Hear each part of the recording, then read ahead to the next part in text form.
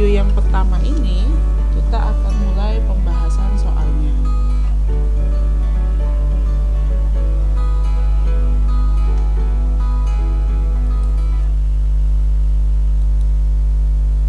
Oke. Soal yang pertama, kita mulai pembahasannya. Untuk soal yang pertama, berikut adalah macam-macam air suci tidak mensucikan yang berasal dari tumbuhan. Yang pertama, air nira dari bunga pohon siwalan. Yang kedua, air yang keluar dari hidatoda. Yang ketiga, air kelapa di pantai. Yang keempat, air dari perasan tebu. Jenis-jenis air tersebut yang memiliki konsentrasi zat terlarut paling rendah. Berarti di sini ada kata-kata zat terlarut paling rendah adalah dari 4 jenis air ini semuanya adalah larutan. Yang artinya di dalam larutan itu ada zat terlarut, ada zat pelarut. Contohnya saja kalau air gula, berarti ada air dan gula. Nah, air di sini berfungsi sebagai zat pelarut, sedangkan zat terlarutnya adalah gula. Nah, kalau dari 4 jenis air ini, air nira berarti yang zat pelarutnya adalah air dan terlarutnya adalah senyawa-senyawa atau mineral-mineral yang ada di bunga pohon siwalan ini. Air yang keluar dari hidatoda juga zat pelarutnya adalah air, sedangkan zat terlarutnya adalah garam mineral yang keluar dari hidatoda. Air kelapa di pantai, maka zat pelarutnya adalah air, sedangkan zat terlarutnya adalah mineral-mineral yang ada pada air kelapa itu sendiri. Yang keempat, air dari perasan tebu. Sama, zat pelarutnya adalah air, zat terlarutnya adalah senyawa-senyawa yang ada pada tebu. Nah, persamaan dari keempat air ini adalah zat pelarutnya. Zat pelarut dari 4 larutan ini adalah air, sedangkan zat terlarutnya adalah senyawa pada masing-masing larutan. Nah, yang ditanya pada soal ini adalah konsentrasi zat terlarut paling rendah. Kita bisa jawab soal ini. Kita lihat saja mana yang airnya itu konsentrasinya paling banyak. Konsentrasi airnya paling banyak. Air yang keluar dari hidatoda ini adalah air dari proses gutasi.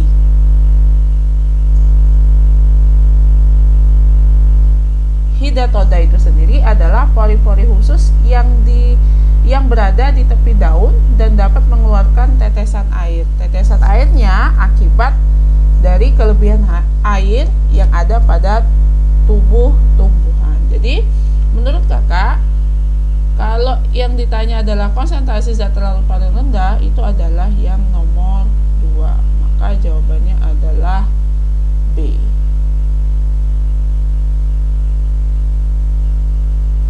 Soal yang kedua. Menurut sebuah penelitian nasal irrigation memiliki manfaat untuk mengatasi sinusitis akut maupun kronis, serta mampu membersihkan lendir dan mikroba di nasofaring. Amalan nasal irrigation pada saat umat muslim wudu itu ketika saat apa?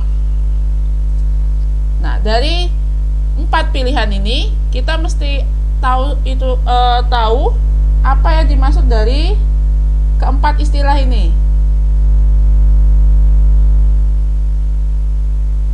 Istilah yang pertama ini adalah kumur-kumur.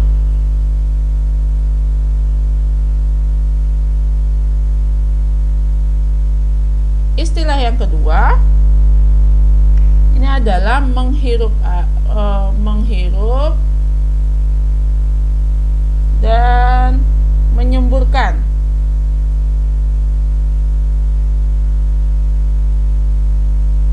Istilah yang ketiga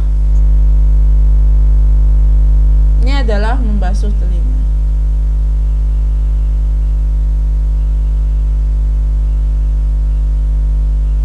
Istilah yang keempat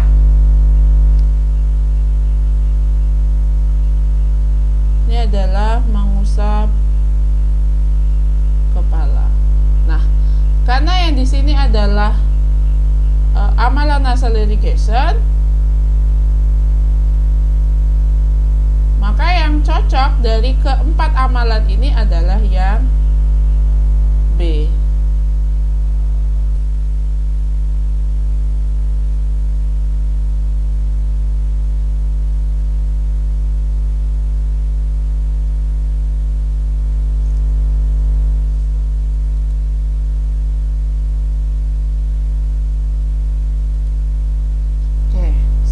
Selanjutnya, seseorang memiliki kelainan genetik berupa sindrom Klinefelter akibat kelebihan kromosom X di sel somatiknya. Secara fikih, dia dapat menjadi imam sholat bagi manusia yang memiliki kromosom seperti apa. Oke, kita harus tahu terlebih dahulu apa yang dimaksud dengan sindrom Klinefelter. Sindrom Klinefelter adalah suatu kondisi genetik ketika laki-laki lahir dengan salinan kromosom X tambahan. Kita tahu bahwa secara genetik manusia itu memiliki 23 pasang kromosom.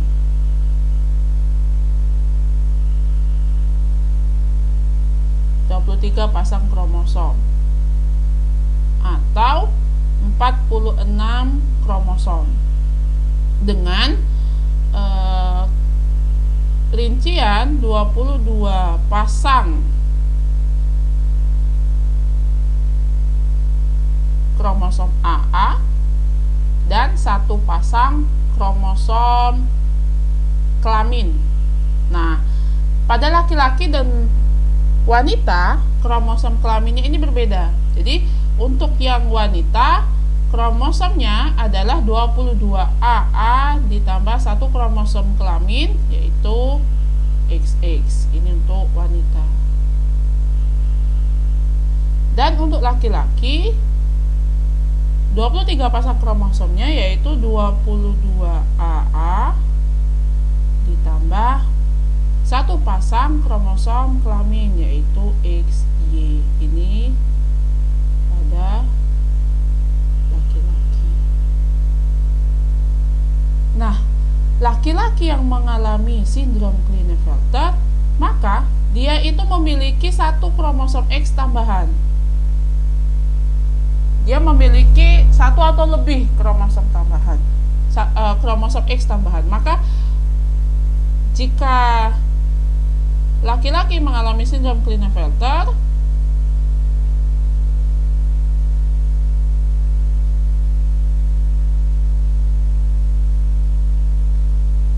maka kromosomnya itu adalah 22 AA ditambah XY. Jadi dia memiliki 1 kromosom X tambahan.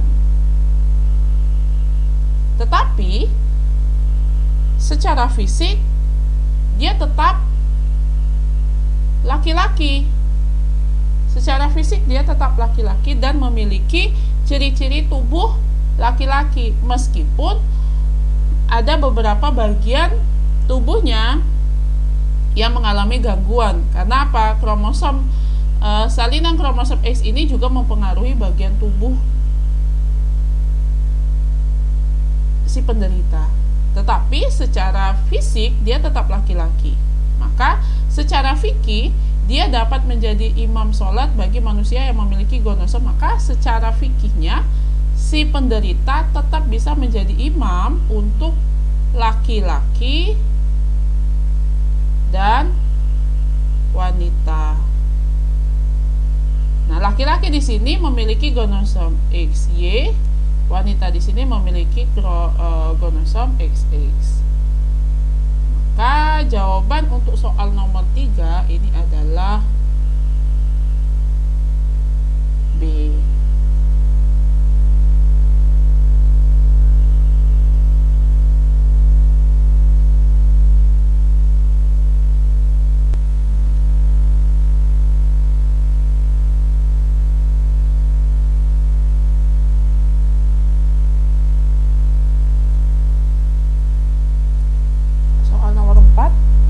Pada surat Al-An'am ayat 99 Allah berfirman yang artinya sebagai berikut, kami keluarkan dari tumbuh-tumbuhan itu tanaman yang menghijau.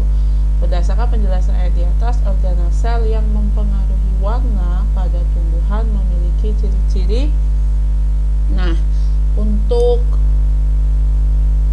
tanaman yang menghijau,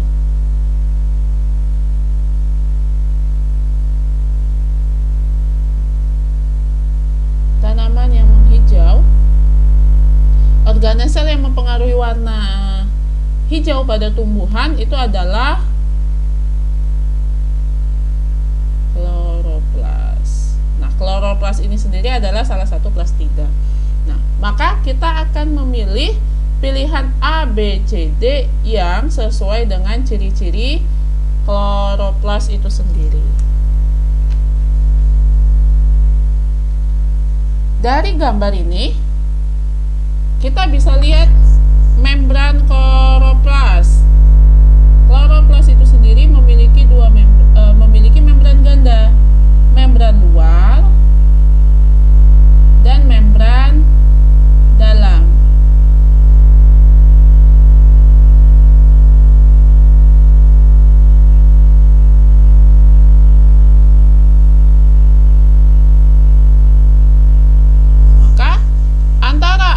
B, C, D kita akan mensortir pilihan ini terlebih dahulu dari sisi membran kloroplas itu sendiri.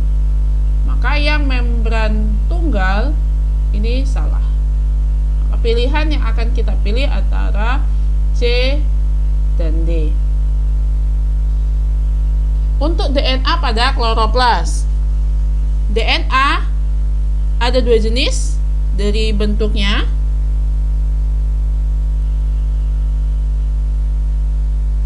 DNA linier dan DNA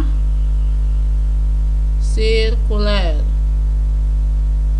Linier lurus, maka DNA linier adalah DNA yang berbentuk rantai lurus yang ujungnya bebas.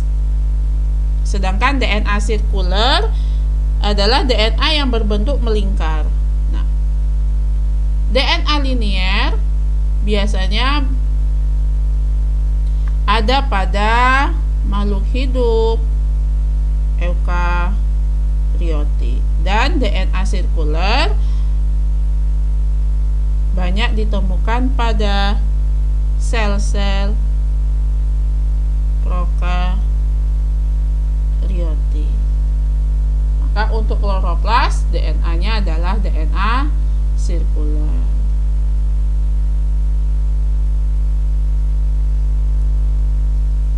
Nah, yang membedakan antara pilihan C dan D ini adalah yang C katabolisme karbohidrat dan yang D adalah eksitasi elektron. Kloroplas ini sendiri adalah organel sel yang fungsinya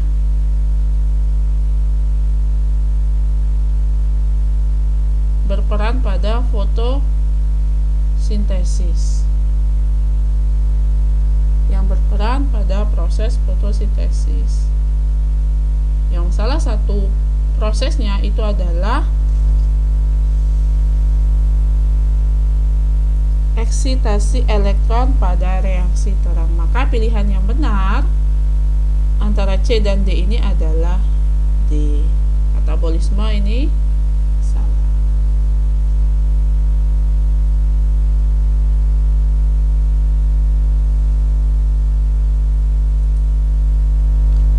Soal yang kelima, sepasang suami istri ingin melakukan al-kiyafah terhadap anak perempuannya dengan menggunakan metode alel ganda. Diketahui suami memiliki alel golongan darah heterozigot A heterozigot. Jadi dia golongan darah A tapi heterozigot. Dan istri alel golongan darah B homozigot. Maka nasab anak perempuannya seharusnya memiliki golongan darah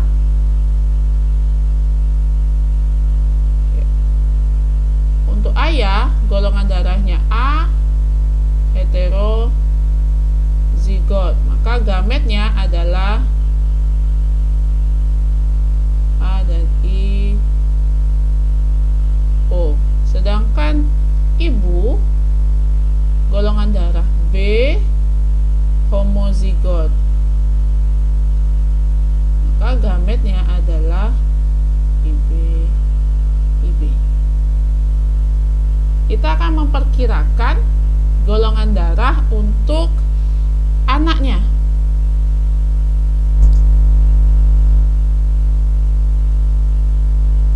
Ini adalah gamet ayah, HIO. Ini adalah gamet untuk si ibu, IB. Kita silangkan. Maka di sini akan ada gamet IAIB. Ini IB IO.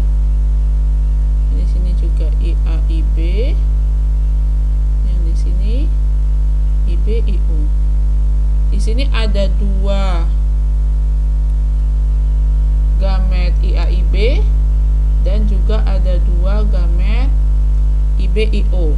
Untuk gamet IAIB akan membentuk golongan darah AB dan IBIO akan membentuk golongan darah B heterozigot. Jadi nasab anak perempuannya seharusnya memiliki golongan darah AB atau B. Maka jawaban yang benar adalah C. Demikianlah pembahasan soal KSM bidang IPA tingkat kabupaten tahun 2023. Jangan lupa like, share, komen video ini dan subscribe channel ini untuk mendapatkan video-video pembahasan soal lainnya. Sampai ketemu di pembahasan bagian kedua. Terima kasih.